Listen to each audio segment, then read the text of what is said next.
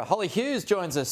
Senator, good morning to you. Thanks for your time as always. Also Shadow Assistant Energy Minister. And on that point, we'll start there because energy bill rebates are coming from July 1. Supposedly, this is to form the centrepiece of the May budget. What do you make of that? Is that a good start? Well, they were actually promised earlier than July 1. Perhaps Mr Chalmers was too busy penning an essay over summer rather than working on how that money was going to get to the states so that these things could start to be rolled out. We are going to see Australian households continue to feel the pinch. Under the government's own admission, we're going to see energy prices continue to rise and rise significantly. We're looking at gas prices up by 63%. So these impacts are going to hit Australian households long before July 1. It's going to continue to impact inflation rates, which is going to continue to impact Australian mortgage holders. So it's all cyclical, it's all going to be problematic, and the government just doesn't seem to know what it's doing about it. But do you support the rebates for those lower income earners?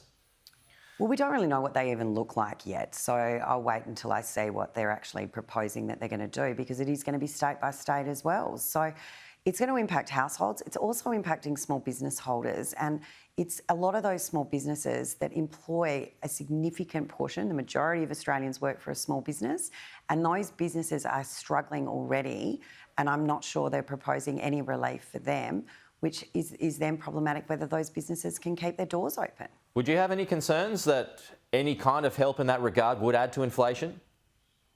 Well, you can't sort of take from Peter to pay Paul. You know, when you're putting up mortgage rates in a bid to flag, to lower inflation, and obviously the aim behind that is to reduce spending, but then put the rates, then provide funds to pay for energy bills that are now higher because of actions the government has taken. Remember, it's because of the market intervention that the government undertook in December why supply is now limited.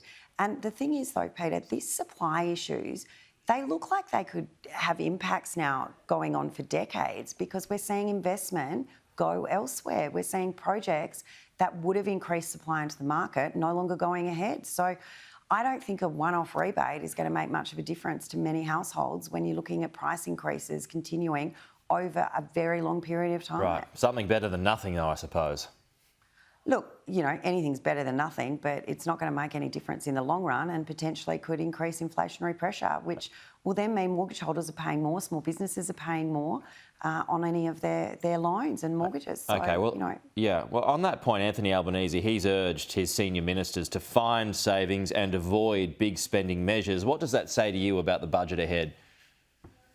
Well, I hope that the government's going to be fiscally responsible in the budget ahead, but the budget they produced last year had something like $23 billion worth of new spending in it. So government, this Labor government's typical Labor, addicted to spending, and I don't think we're going to see any reduction in spending. In fact, I wouldn't be surprised if they continue to add to it. Yeah, I mean, Jim Chalmers, he would argue that they found more savings than your government did, though.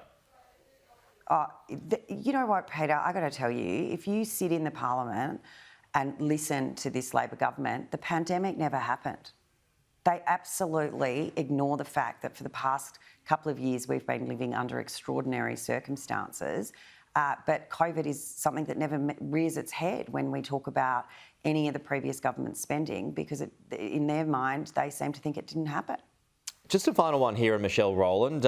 Independent MPs believe that there is something there. The fact that she was taking donations from Sportsbet while she was then the Shadow Communications Minister, now Communications Minister, who has a role to play in the regulation of these gambling companies. Do you believe there's something to see here? Is there something here? Look, this is a matter for the Albanese government, and they've got their own code of conduct. From what I can see, Minister Roland has declared all the donations. I know Andrew Wilkie and Rebecca Sharkey have had a lot of focus on online gambling as issues they've been concerned about, particularly Andrew Wilkie. I think the other independents jumping in on this is because they've got nothing else to say. Right. Okay. Frankly, I think Minister Roland declared it. Stakeholders do these things. It's part of our democratic process, but ultimately it's a matter for Mr Albanese. Okay, we'll leave it there. Hollie Hughes, appreciate it. Thank you. We'll talk to you soon.